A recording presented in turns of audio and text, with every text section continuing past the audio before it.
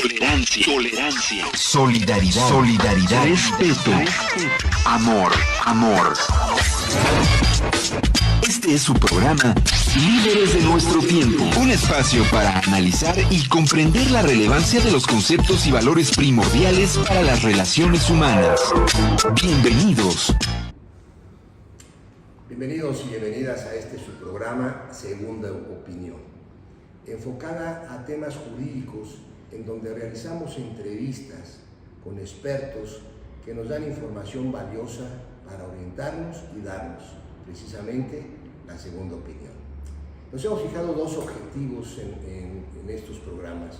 El primero es ser de corte preventivo, dar información sobre las consecuencias jurídicas, tales como la pérdida de la libertad, reparación del daño, el pago de multas, y afectaciones a las víctimas, a sus familiares, a nosotros mismos y a nuestros familiares, por la comisión de un delito.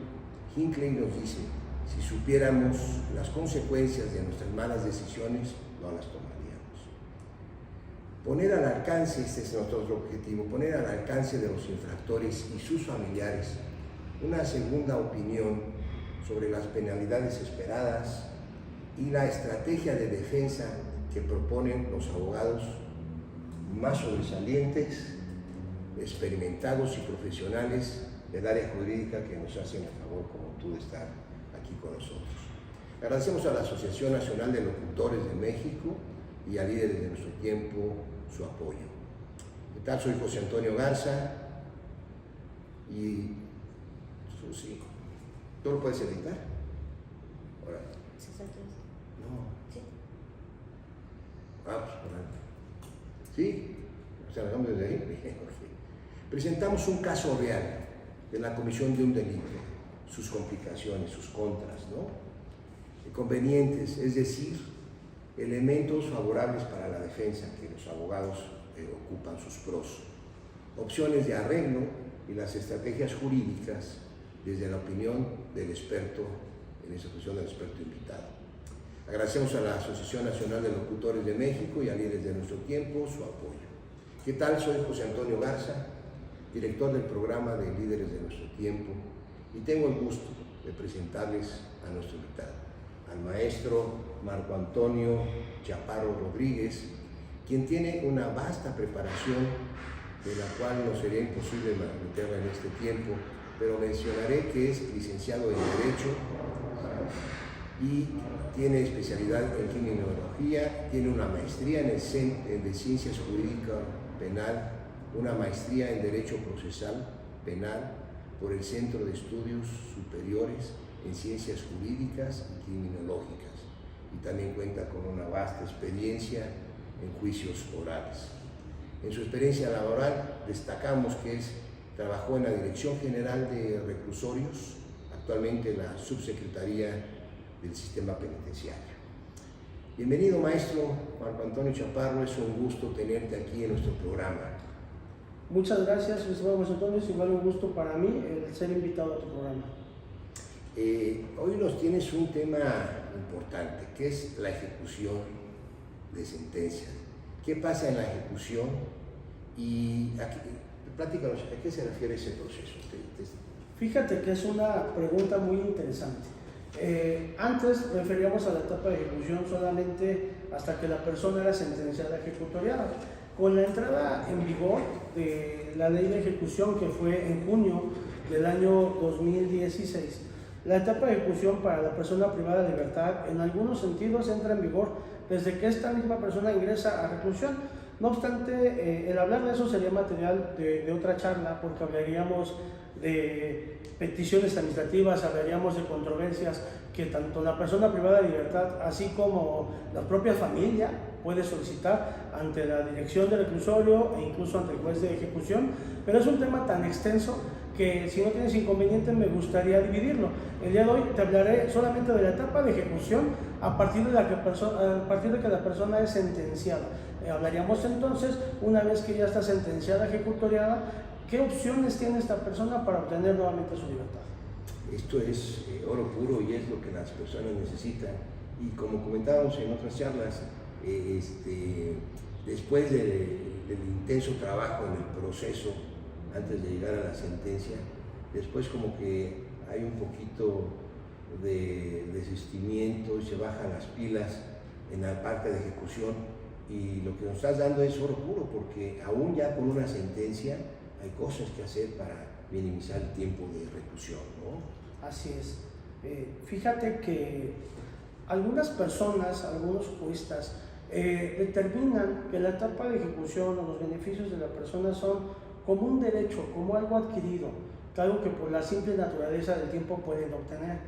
Eso confunde mucho a las personas privadas de la libertad. Otros, como tu servidor, nos encaminamos más a pensar que es una serie de mecanismos, es decir, hay que hacer cumplir una serie de requisitos para obtener justamente una forma de libertad anticipada que pueda ser externada antes de cumplir o de lo que comúnmente conocemos en la materia, compurgar su sentencia. Excelente. Y este tipo de beneficios tienen varias situaciones, ¿no?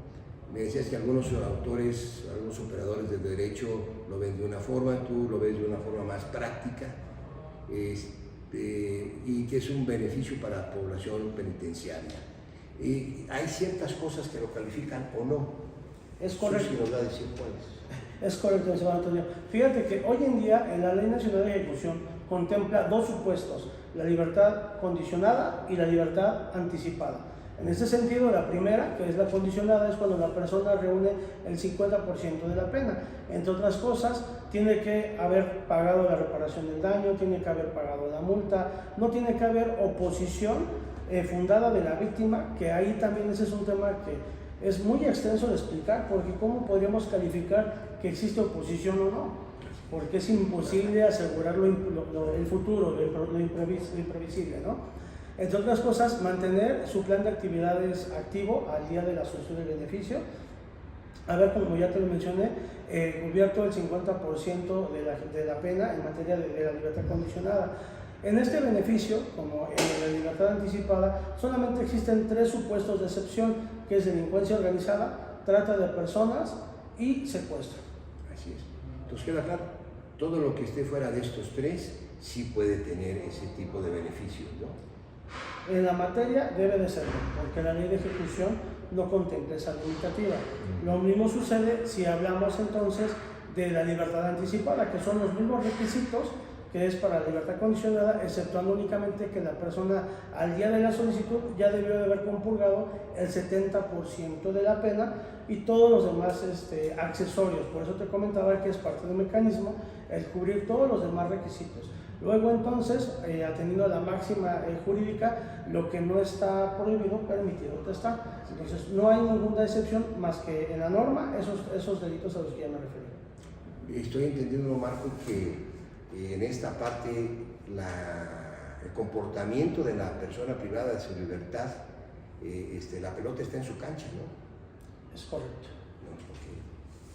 Depende cómo se desarrolle, es conforme se puede tener los elementos para que cumpla esta situación, ¿no? Claro que sí. Fíjate que algo con lo que se batalla mucho es que la persona privada de libertad, evidentemente atendiendo ánimos propios de la naturaleza de la sentencia, se olvidan de que pueden estar sujetos desde su mismo ingreso a reclusión a un plan de actividades, justamente para poder llegar pronto a reunir los requisitos al día de la solicitud de su beneficio. ¿Cuál sería la solución? Derivado del artículo 73 constitucional, de su fracción 21, inciso C, que el Congreso se dotó al Congreso de la Unión facultades exclusivas para cierta materia, y me refiero a la fiscal. Esa es una muy buena pregunta, mi estimado Antonio, porque hay algunas leyes especiales que tienen limitativos de origen a que la persona puede ser sujeta de un beneficio. Me explico. El Código Fiscal de la Federación señala en el artículo 81, si no me equivoco, que la persona que ha sido sentenciada por delito de evasión fiscal o de evasión fiscal equiparada, previstos y sancionados en el 81, 91, 92 y 98 del Código Fiscal de la Federación, te dicen que esas personas de origen no pueden tener un beneficio. No obstante, esta reforma a la que tú haces mención en materia constitucional dice que a partir de la entrada en vigor de la Ley Nacional de Ejecución Penal, que fue en junio de 2016, a partir de ese entonces, lo que se vivió durante el proceso Me explico, la persona tuvo limitativos durante el proceso que estaba regulado tanto por el Código Penal Federal como con el Código Fiscal de la Federación, y a partir de ser sentenciado ya no son susceptibles de regirse por esas normas limitativas, sino por lo que, en atención a lo que dice esta reforma constitucional, en este artículo tan importante para la materia de ejecución, ahora todas las personas que no sean de los 3 delitos a los que ya hice mención, pueden acceder en alguna temporalidad a estas 2 formas de libertad anticipada o condicionada según ese caso. Oro puro lo que estás diciendo, o sea, quiere decir que está derogada esa situación de exclusividad, de exclusión que tienen los delitos fiscales, ¿no? Exactamente. Esto es oro puro. Ya hemos hablado de los temas y de los conceptos. ¿Cuál sería un ejemplo que nos pudieras compartir? Y básicamente, pues que nos dieras el suceso, que nos dieras cuáles son sus contras, ¿sí? Sus amenazas para ustedes los abogados que están construyendo la defensa, y si tuvieran algún tipo de beneficio por, no sé, ser menor de edad o alguna otra situación. Y por último, que nos dieras cuál sería tu estrategia para manejar un delito específico, ¿no? Que sería en el caso que nos haces favor de compartir. Claro que sí, mi señor Antonio. Fíjate que si no tienes inconveniente te lo platicaré, hablando de un ejemplo concreto. Justamente es la aplicación de esta reforma la que tú tienes aquí señalar. Hablamos de una persona que haya sido sentenciada por delito de evasión fiscal equiparada.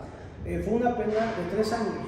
¿Por qué te enfatizo la cuestión de la pena? Porque según el Código Penal Federal, toda persona que es privada a una pena menor a 4 años, por la naturaleza propia del quantum de la pena, podría ser susceptible de un beneficio desde su sentencia.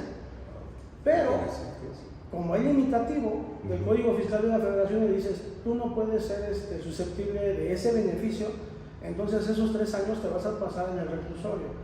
Lamentablemente, mi estimado Antonio, las personas que son generalmente susceptibles de este delito de evasión fiscal, en la norma anterior ni siquiera sabían lo que tenían porque eran contadores encargados de ese trabajo. Ya la persona, una vez que se le notificaba que estaba siendo sentenciada, y le invitaban a recluirse por propia voluntad. Estoy hablando de empresarios, estoy hablando de gente que aporta a la sociedad y que al estar privado, pues muchas veces las empresas van a la quiebra, ¿no? En este caso específico que te estoy platicando, la persona fue privada de libertad hacia finales del año 2022. No tenía ya ningún tipo de beneficio, ya era sentenciado ejecutoriado, le cumplimentan orden de aprehensión. Al estar privado de su libertad, nos contacta justamente para trabajar sobre el beneficio de libertad condicionada. Es importante señalar que ya no tenía ni siquiera reparación del daño vigente, pero por haber sido sentenciada por un delito fiscal, lo invitaron a recluirse a un reclusorio. Llegado el 50%, se solicitó su beneficio de libertad condicionada, y justamente ese es uno de los problemas a los que nos encontramos, lo que tú comentas. La juez de ejecución en materia federal nos desecha de plano la solicitud, diciendo que no era posible siquiera entrar a debate. ¿Por qué? Porque había una ley especial que lo prohibía. Nos desechan de plano esa solicitud, esa controversia, para que esta persona pudiera salir al año y medio de estar privada de la libertad. Evidentemente, nosotros como defensa construimos la estrategia desde la solicitud misma. Sabíamos que existía la posibilidad de que nos las desechara, recurrimos a la apelación, y el Tribunal de Alzada, revisando el trabajo de la juez de ejecución, nos dio la razón y dijo que era la persona perfectamente susceptible porque encuadraba en todos los requisitos, puesto que no había sido sentenciada ni por secuestro, ni por trata de personas, ni por delincuencia organizada. Entonces, podía obtener su libertad. No obstante, ahí nos enfrentamos a la segunda piedra del camino, que es que los delitos fiscales no solamente deben de ser sentenciables, sino que deben de ser como objeto de estudio a la sociedad para que tengamos cuidado de no evadir nuestros impuestos. Entonces la Secretaría de Hacienda, inconforme con que nos dio la razón el Tribunal de Alzada, pues promovió el juicio de amparo. Para hacerte la versión corta, el juez de amparo nos dio la razón nuevamente y ordenó que se le diera trámite a la controversia. No obstante, Hacienda, nuevamente inconforme, ahora promovió un recurso de revisión. ¿Para qué? Sabían que íbamos a lograr la externación de nuestro cliente, pero para alargar el proceso lo más posible. Luego entonces, una vez que las dos resoluciones alzadas nos dan la razón, pudimos iniciar el trámite de la controversia. Bien. Oye, y si ahí surgiera otra situación, por ejemplo, de que hay algún otro proceso, afecta a obtener los beneficios, y sobre todo, si fuera algo subyacente al fraude, a la cuestión fiscal, ¿sí? Pero que ya sabes que van saliendo carpetas diferentes. Entonces, si es subyacente al mismo caso, afecta si después hay una sentencia. Pudiera afectar, por eso es muy importante que se asesoren de forma adecuada a las personas privadas de libertad. ¿Para qué?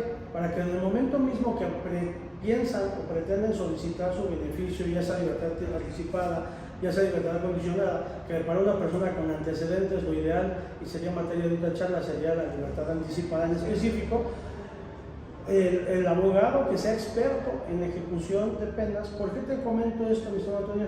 Porque sabemos que hay muy buenos penalistas en nuestro país. No obstante, en materia de ejecución consideramos que es un tanto olvidada, consideramos que es muy poca la gente que se ha mantenido actualizada. Entonces es importante que la persona privada de libertad busque a un abogado experto en ejecución de penas, porque puede manejar satisfactoriamente tu pregunta. Si existe una o varias carpetas o incluso varias sentencias, poder adecuar las cosas al momento de la solicitud y que éstas no le interfieran en su salida. Exacto.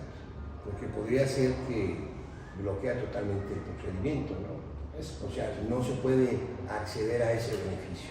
Exactamente. Y esto que ves que está olvidado, pues es importantísimo, porque aunque se haya llevado, quizás si obtienes un beneficio de este tipo, del 50%, es superior a haber llevado un proceso muy adecuado, muy limpio, en cuanto a la sumatoria de años. Sí, tiene que hacerte un cómputo exacto de cuánto. Imagínate obtener un 50% de borrar los años de carcelamiento. Y hay delitos que las sentencias son más de 20 años. Imagínate el poder salir a la mitad de tiempo, debidamente trabajado, puede haber un nuevo panorama a la persona privada de la libertad, como bien comentas, para poder volver a cambiar sus decisiones en el futuro de su vida. Nos platicas, Marco, que te aceptaron la controversia, ¿no? Y en uno de los puntos es que no debe de haber otras carpetas, otras sentencias. Una duda, si estas otras carpetas, otras infracciones devienen del mismo hecho, ¿se entiende como un ilícito diferente o es parte del mismo ilícito y no nos afectaría en obtener los beneficios? Muy buena pregunta, mi señor Antonio. En ese tenor te comento que cuando son del mismo hecho o son con una misma conducta, se generan varios delitos. Cuando en ese caso la defensa ahí se maneja estratégicamente entre el abogado penalista y el abogado experto en ejecución, para que se pueda señalar como un concurso, que con una misma conducta se cometieron varios delitos, y entonces maneja un concurso que beneficia a la postre en una sola sentencia a la persona privada de libertad. Eso definitivamente se tiene que hacer antes de la sentencia. Sí, claro. Ya sí, sentenciado, claro. Ya no hay sentenciado se complica. Tendría que justamente el abogado en materia de ejecución, dependiendo de los delitos, en algunos, ¿qué te conviene solicitar? Si te conviene la libertad condicionada o, en su caso, preparar la estrategia para la libertad anticipada. Que te repito, lo podríamos ahondar en un ejemplo práctico en próximas ocasiones. Como no, muchas gracias.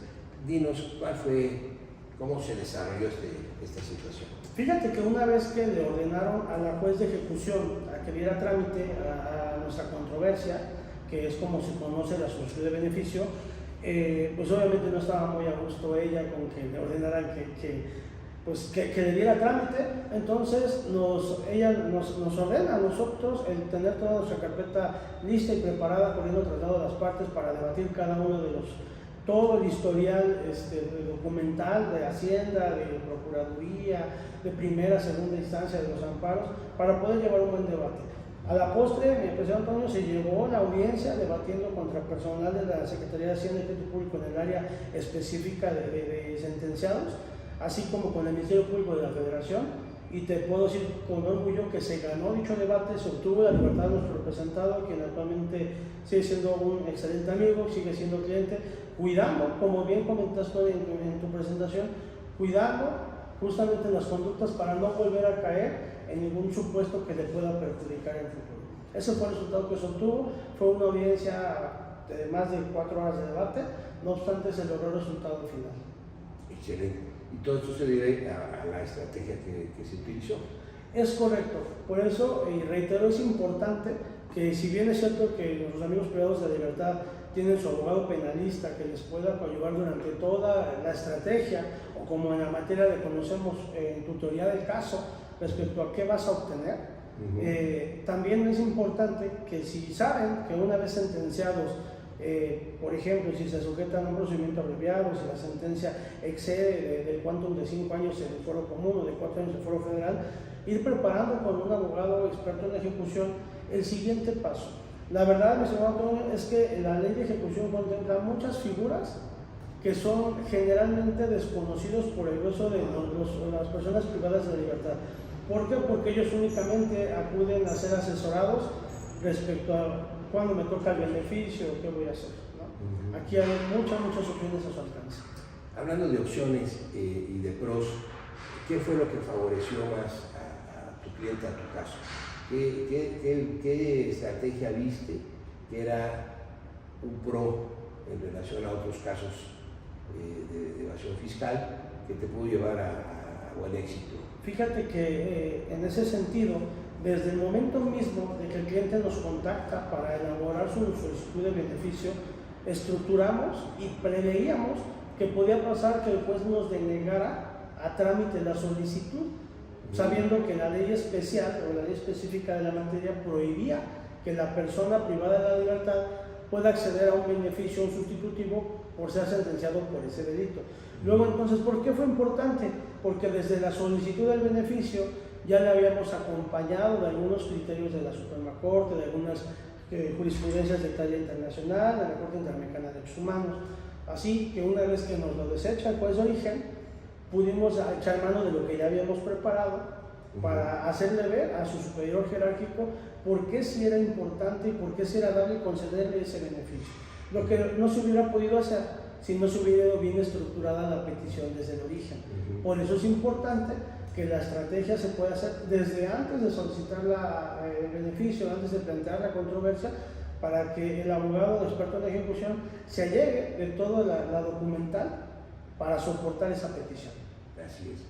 Y bien dices, la cuestión de la ejecutoria está tremendamente olvidada. Algunos abogados hasta le llaman juicio pasivo. Ya nada más es supuestamente esperar a que pase la mitad de la pena para empezarlo a solicitar. ¿Y qué nos estás diciendo? Es tesoro puro para todos los que están en este caso. O sea, casi los están sentenciando a perder ese beneficio, porque después se va a llevar años poder constituir una buena defensa, ¿no? Claro que sí, y fíjate que por ponerte un ejemplo rapidísimo, vamos a suponer una persona privada de libertad que haya sido sentenciada a 6 años por el delito de robo. Esa persona ya no va a salir libre porque excede de 5 años. Pero si desde que la persona fue privada de su libertad empieza con su plan de actividades, está vigente, está activo en la escuela, en educación, en empleo, capacitación para el empleo, cuando esa persona cumpla 3 años, estará en condiciones óptimas de hacer su beneficio sin esperar nada más, de hacer su planteamiento, su controversia de solicitud de libertad condicional, porque desde que ingresó se ocupó. Pero si no lo hace, y si ya nada más cuando van a cumplir el tiempo quieren ver cómo reunir los requisitos, pasa 1 o 2 años más. Y en muchos casos se pierde el beneficio. Es correcto. Porque se les fue el tiempo y compurgaron toda la pena. O se los niegan. Se los niegan por no reunir los requisitos.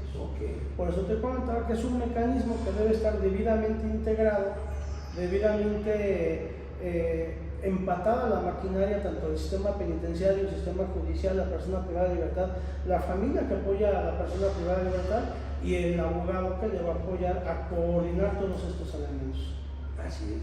Entonces, como comentamos al principio casi del programa, la pelota está en la cancha de la persona privada de su libertad, y no es cosa menor de que yo he tenido la oportunidad de platicar con varias personas privadas de su libertad y lo tienen al futuro, dar clases, meterse en un taller, pero no es así.